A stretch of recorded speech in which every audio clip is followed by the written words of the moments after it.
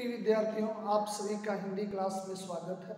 आज हम सभी प्रेमचंद के फटे जूते के अंतिम भाग का अध्ययन करेंगे।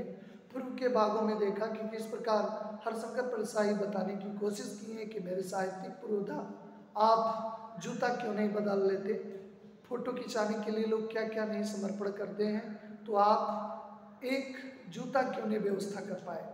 तमाम बातें करते हैं, लेकिन फिर भी वो बताते हैं कि कहीं न कहीं इसमें लगता है कोई व्यंग है। आप समाज पे कोई टिप्पणी करना चाहते हैं, आप समाज पे कोई व्यंग करना चाहते हैं, कोई सामान्य कारण नहीं रहा होगा आपकी इस जूता में। कहते हैं कि क्या आपने उस व्यंग के माध्यम से आप हल्कू की जो आप मन की प्रेरणा को दिखाना चाहें, क्या उस सुजान भगत जो डॉक्टर के इलाज के अभाव में इकलौता पुत्र मर जाता है, क्या ऐसे समाज के लोगों पे आप व्यंग करना चाहते हैं, या माधो अपनी औरत के कफन के कपड़े को बेचकर शराब पी जाता है, क्या ऐसे लोगों पे समाज में आप टिप्पणी करना चाहते हैं। क्या ऐसा आपका कहीं न कहीं लगता है कि आप साहित्यिक पुरोधा हैं और साहित्यिकता का एक ही काम है कि जहाँ पे चीज़ें सामान्य न हो रही हो वहाँ पे वो सब चीज़ों की बात होती है।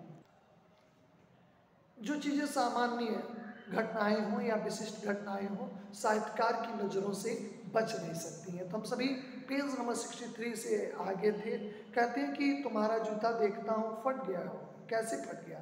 मेरी जनता के लेखक, क्या तुम बहुत चक्कर काटते रहे अपने कंटेंट, अपने विषय, कहानी की विषय वस्तु के लिए, कहानी के लिए उपयुक्त पात्रों के लिए आप इधर उधर भटकते रहे, इसलिए लगता है आपका जूता फट गया। क्या बनिया के तगादा से बचने के लिए, या आपकी आर्थिक स्थिति ठीक न रही हो इसलिए बनिया से आपने उधार लिया हो, जरूरत की चीज़ों को आपने उधार लिया होगा, तो उसे उसकी क्षतिपूर्ति देने के लिए, उसकी पूर्ति करने के लिए आपने क्या किया होगा, रास्ते बदल लिए होंगे।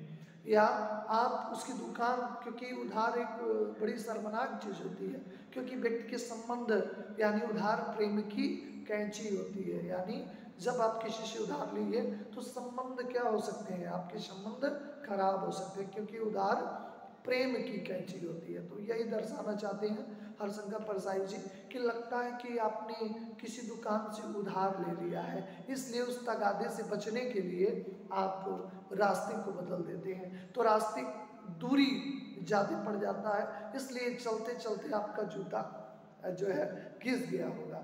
मीलों का चक्कर लगा के आप घर लौटते हो। चक्कर लगाने से जूता फटता नहीं है, घिसता है। कहते हैं आपका जूता घिसा नहीं है, क्योंकि लेखक का जूता घिसा है, आपका जूता तो फट गया है क्योंकि उंगली बाहर आई है। अगर आप चलते तो जूता फटता नहीं, नीचे का तलवा, जबकि आपका तलवा जो आपका सोल है वो काफ़ी मजबूत है, क्योंकि कुंभनदास का जूता भी फतेहपुर सिकरी आने जाने से घिस गया था। अकबर के दरबार में जब वो कुंभनदास पहुँचे थे तो वो बताए थे, उन्होंने बड़ा पछतावा, उन्होंने कहा भी था, आवत जात पनैया घिस गए बिसर गयो हरिनाम। कहते मैं दरबार के चक्कर लगाते रहा अकबर के, और लगाते लगाते मेरे पनैया जो है घिस गए। फटने की बात नहीं करते, घिसने की बात करते हैं। और इसी चक्कर में जो मूल बातें थी, यानी ईश्वर से जुड़ाव, एक संत का क्या काम होता है, एक संत का काम है ईश्वर से जुड़ाव, ईश्वर से संवाद उसका होता है और लोगों को सन्मार्ग पे ले जाए। संत हृदय नवनीत समाना, एक संत का हृदय बिल्कुल मक्खन की तरह होता है। मक्खन का स्वभाव क्या होता है, जैसे थोड़ी सी गर्मी पड़ जाती है तो मक्खन पिघल जाता है, वैसे जो संत हृदय व्यक्ति होते हैं वो दूसरों के दुखों को देखकर वैसे ही द्रवित हो जाते हैं। तो यहाँ पे कुंभनदास जी स्पष्ट किए हैं कि चक्कर लगाने से जूता खिसता है, फटता नहीं है। आवत जात पनैया घिस गए बिसर गयो हरिनाम। कहते हैं कि इस चक्कर में मेरा हरि का नाम, कुछ उम्मीदें किए थे अकबर से पाने की, इस चक्कर में उनके जूते घिस गए और वो बार बार आश्वासन देते रहे, क्योंकि वास्तविकता से मैं अलग हट गया। और कुछ ऐसे बुलाकर देने वालों को कहा कि इस तरह बार बार बुला के अगर किसी से कुछ मांगना, अपेक्षा ही दुख का कारण है। अगर आप किसी से अपेक्षा करते हैं कि हमें बदले में ये वस्तु देंगे, हमें ये बदले में ये अर्पण करेंगे, तो ये व्यक्ति का सबसे बड़ा दुख का कारण है। इसीलिए कहते हैं कि ऐसे लोग जो किसी को बुला के और कुछ देते नहीं है, उस व्यक्ति को आशा दिला के कुछ देते नहीं है, वो काफ़ी जो है अच्छे भाव के नहीं होते हैं। जिनके देखे दुख उपजत है तिनको करो परे सलाम। कहते हैं कि ऐसे लोगों को देखने से ही दुख उत्पन्न हो जाता है, क्योंकि आशा में कोई व्यक्ति गया और उसकी आशा को निराशा में बदल दिया। तो कुम्मनदास जी भी एक तो जूते की बात करते हैं कि जूता घिस जाता, और दूसरे ऐसे व्यक्ति से दूसरे से सलाम करने की सलाह देते हैं कि दूसरे से दूर से ही उन्हें नमस्कार कहें, क्योंकि ऐसे व्यक्ति को देखने से दुख होता है, क्लेश होता है, इसलिए ऐसे व्यक्ति को देखकर दूर से ही सलाम करें। आशा बहुत अच्छी बात है, लेकिन किसी को आशा अगर आप दें, आश्वासन दें, तो उसे उस चीज़ों पे खरा उतरें, क्योंकि ऐसी चीज़ों को देखने से व्यक्ति को कष्ट हो जाता है। दुख दे दुख होते हैं, सुख दे सुख हो। और किसी को आप दुख देते हैं तो दुख होता है, और किसी को सुख देते हैं तो सुख होता है। चलने से जूता घिसता है, फटता नहीं। आपका जूता कैसे फट गया, उन कारणों पे हरिशंकर परसाई जी विचार करते हैं कि आपका जूता फटा कैसे। कुम्मनदास ने भी स्पष्ट किया है कि चलने से घिसता है, फटता नहीं है।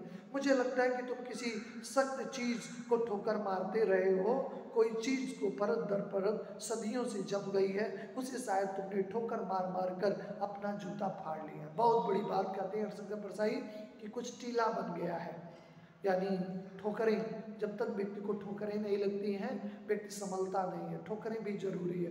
एक विचारक ने कहा गिरना भी अच्छा है, क्योंकि गिरना को लोग बुरा मानते हैं, लेकिन एक विचारक ने कहा गिरना भी अच्छा है, औकात का पता चलता है।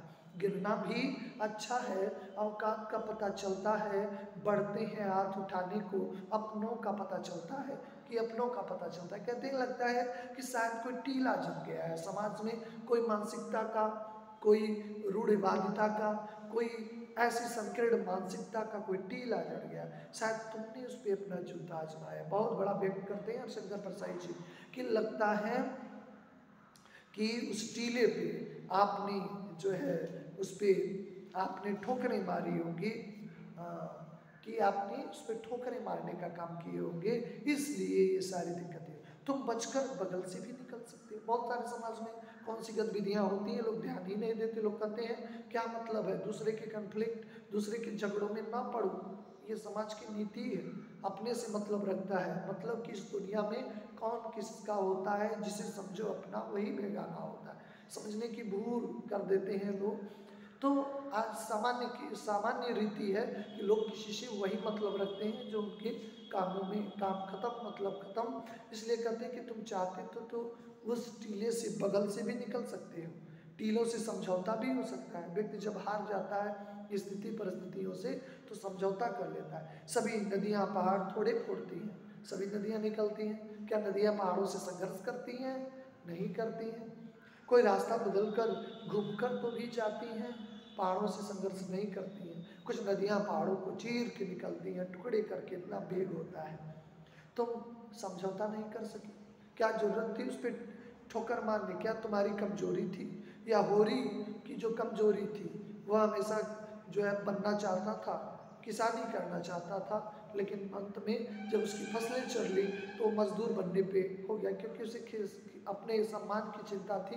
किसान का कैडर ऊपर होता है और जो कि मजदूर का कम होता है, लेकिन उसकी लगता है कि होरी की तरह आप भी मजबूत रहे हो। या नियम और धर्म का पालन करने की कमजोरी हो। नियम धर्म उसकी जंजीर थी, मगर जिस तरह तुम मुस्कुरा रहे हो ऐसे लगता है कि ये तुम्हारी कमजोरी नहीं रही है, क्योंकि कमजोरी व्यक्ति को मानसिकता पे हावी हो जाती है और कमजोर कर देती है। तुम्हारा बंधन नहीं था, मुक्ति थी, लेकिन फिर भी आपने ऐसे क्यों प्रहार किया? ये तुम्हारे पाँव की उंगली इंडिकेशन करती है, संकेत करती है। ये पाँव की उंगली इशारा, इसलिए कहा गया है कि उंगलियां उठाने से पहले सोचें, क्योंकि एक उंगली हम दूसरे को दिखाते हैं तो remaining 4 finger denote to me, वो डिनोट करती, डिनोट टू मी यानी हमको इंगित करती है। जो बची हुई उंगलियां, ऐसे किसी पे उंगली उठाएं, इसलिए पहले आत्म विश्लेषण करें, सेल्फ एनालिसिस करें कि क्या कमी रह गई है, उस पर विस्तार से विचार करें, फिर आगे बढ़ें। कहते हैं कि लगता है कि तुम्हारे पाँव की उंगली से तुम इशारा कर रहे हो, हाथ नहीं, क्योंकि सामाजिक बुराई को तुम सम्मान नहीं देना चाहते, इसलिए हाथ की उंगली को तुम उठाना नहीं चाहते हो, इसलिए पैर की उंगली से तुम संकेत कर रहे हो। जिसे ठोकर मारते मारते तुमने जूता फाड़ लिया है, मैं समझता हूँ, तुम्हारी उंगली का इशारा भी समझता हूँ। यहाँ पे लेखक कहते हैं कि मैं समझदार को इशारा ही काफ़ी है। अगर समझदार है व्यक्ति तो उनके लिए इशारा भी काफ़ी होता है। तो लगता है कि आपने जो इशारा कर रहे हैं उस इशारे को हम समझते हैं। समझदार लोग होते हैं वो इशारों को ही समझ जाते हैं। कहते मैं तुम्हारा ऐसा ये व्यंग मुस्कान भी समझता हूँ। ये आप 9th में जो 10th में कविता पढ़ेंगे, दंतुरित मुस्कान मृतक में भी डाल देती है जान। वो बच्चे की सुमधुर मधुर मुस्कान हर व्यक्ति को आकर्षित कर लेती है, लेकिन वही बच्चा थोड़ा बड़ा हो जाता है, एडोलसेंस में हो जाता है, किशोरावस्था में हो जाता है, तो उसकी मुस्कान बड़ी कुटिल होती है, बड़ी जटिल होती है, लोगों के दुखों का कारण बन जाती है। व्यंग करते हुए मुस्काता वही बचपन में होता है, दंतुरित मुस्कान में होता है, तो कितने स्वेच्छा से वो हंसता रहता है। इसलिए कह रहे हैं कि मैं लगता है कि तुम इशारा जो कर रहे हो, मुस्कान कर रहे हो, उसको कोई समझे या न समझे, लेकिन मैं भली बात समझूं तुम मुझ पे और हम सभी पे हंस रहे हो। समाज के ऐसे लोगों पे हंस रहे हैं जो उंगली छिपाए तलवा घिस रहे हैं, क्योंकि लेखक का जूता स्वयं फटा है। कहते लगता हम पे हंस रहे हो क्योंकि मेरे अंदर से दर्द हो रहा है, बस बाहर की चमक दमक दुनिया में मेरा इज्जत बना है, लेकिन कितना परेशान हो रहा हूँ, छिल छिल के मेरा तलवा से पैर लहलुहान हो रहा है। जो टीले को बरकरार कर बाजू से निकल रहे हैं, जो समस्याओं को, अगर अपनी समस्याएं नहीं है तो लोग उलझना नहीं चाहते, नहीं, अरे अपने लिए तो सभी जीते हैं, अपने लिए तो पशु जीते हैं, कभी कभी समाज के लिए भी हमको जीना चाहिए। बुराई को, जो सामाजिक इविल है, सोशल इविल है, अगर उसे हम दरकिनार कहेंगे तो भी एक अपराध करेंगे, क्योंकि किसी भी बुराई को जो है सहना भी एक प्रकार की बुराई होता है। इसलिए कहते हैं कि अगर कोई समाज में कुछ गलत हो रहा है तो सबसे पहला काम क्या है, उसका हम पुरजोर विरोध करें। कहते हैं कि मेरा पाँव तो बच रहा है, मैं चलता रहा, तुम उंगली ढांकने की चिंता में, तलवा मेरा छिल रहा है और मैं अपने तलवे का नाश कर रहे हैं, तुम चलोगे कैसे?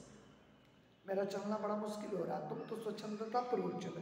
मैं समझता हूँ तुम्हारे फटी जूते की बात समझता हूँ, उंगली का इशारा समझता हूँ, तुम्हारी ये व्यंग मुस्कान समझता हूँ। देखिए आज का समय है, लोग दिखावे में परेशान होते हैं, दिखावे की दुनिया होती है। इस तरह शंकर परसाई ने प्रेमचंद के इस फटे जूते से बहुत बड़ा व्यंग करने की कोशिश की है कि समाज में आज दिखावे की प्रवृत्ति है और दिखावे में लोग व्यक्ति अपनी आर्थिक स्थिति को भूल जाता है। विवाह है, उत्सव है, बहुत जरूरी है, 16 संस्कारों में से एक पुनीत संस्कार विवाह है, लेकिन उसमें भी लोग दिखावा करते हैं, अपनी क्षमता से आय से अधिक लोग खर्च करते हैं और फिर बाद में कर्जे भरते भरते उनकी जान चली जाती है। अरे चादर जितनी है पैर उतने ही पसारना चाहिए, लेकिन लोग एक बड़ी भूल करते हैं, अपनी क्षमता को पहचानते नहीं और दिखावा करते हैं। सामाजिक बुराइयों से लोग दरकिनार हो जाते हैं। जैसे एक पहले भोजन पद्धति थी, लोग बैठ के भोजन करते थे। एक व्यक्ति सोने की एक अंगूठी पहना था, तो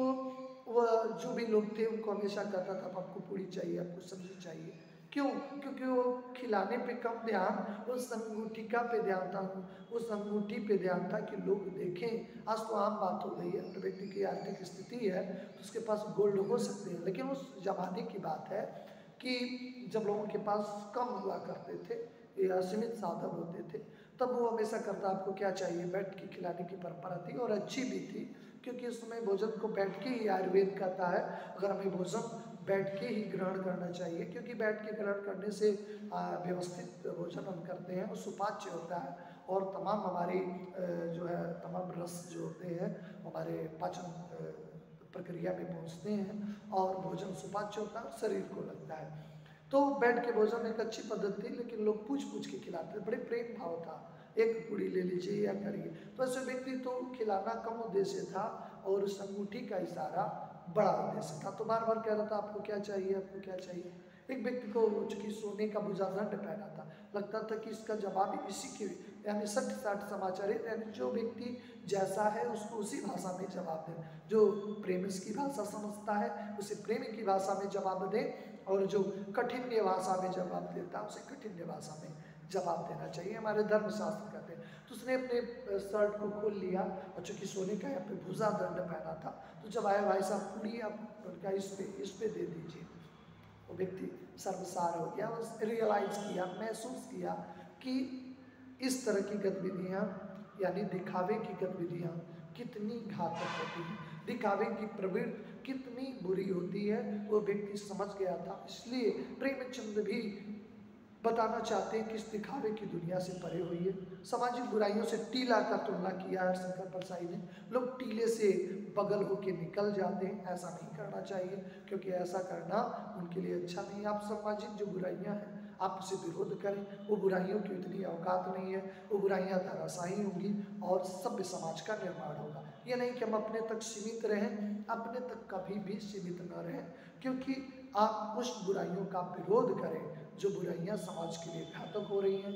ऐसे हरिशंकर परसाई टिप्पणी करना चाहते हैं, कहते हैं कि जो बुराइयां हैं उनको, बुरे व्यक्ति को आप कभी भी सम्मान न दें। इसीलिए कहते हैं कि मुंशी प्रेमचंद से कि आप ऐसी बुराइयों के लिए हाथ की उंगली नहीं पैर की उंगली का प्रयोग करते, ये सिद्ध करता है कि आप ऐसी बुराइयों के लिए किस तरह का सम्मान चाहते हैं। तो ऐसे जो बुरे व्यक्ति हैं उन्हें कभी भी सम्मानित न करें, क्योंकि उससे बुराई और बढ़ावा लेती है, समाज में विकृति उत्पन्न होती है और समाज का सर्वांगीण विकास नहीं हो पाता। इसलिए कभी भी हमें ऐसी चीज़ों का ख्याल रखना चाहिए। हरिशंकर परसाई का एक बहुत बड़ा व्यंग निश्चित तौर पे प्रेरणादायक है कि हमें समाज में किस प्रकार रहना चाहिए, किस तरह के आचरण व्यवहार करना चाहिए, किस तरह के जीवन जीना हो, सादगी पूर्ण जीवन हो, कहीं दिखावे की प्रवृत्ति न हो, क्योंकि सादा जीवन उच्च विचार की मानसिकता होनी चाहिए। क्योंकि ये मानसिकता हमारे महात्मा गांधी ने भी कही थी कि हमारे जीवन में सादगी हो, और ईश्वर को भी यही प्रिय है। अंतिम पंक्तियों से इस पाठ का समापन करना चाहेंगे कि छल कपट मोहि छिद्र न भावा, क्योंकि छल कपट और निर्मल हृदय मोहि अधिक प्यारा। ईश्वर को निर्मल हृदय सबसे अधिक प्रिय होते हैं। छल कपट और द्वेष की दुनिया से हम सभी को परे रहना चाहिए। आशा है कि इस अंतिम भाग की वीडियो में आपको मुंशी प्रेमचंद के सादगीपूर्ण जीवन और हरिशंकर परसाई के जो व्यंग्यपूर्वक तथ्यों का आपको अवलोकन किए होंगे और समझने का प्रयास किए होंगे। तो आपसे यही विदा लेते हैं, नेक्स्ट वीडियो में फिर आपसे मुलाकात होगी। आप सभी का धन्यवाद।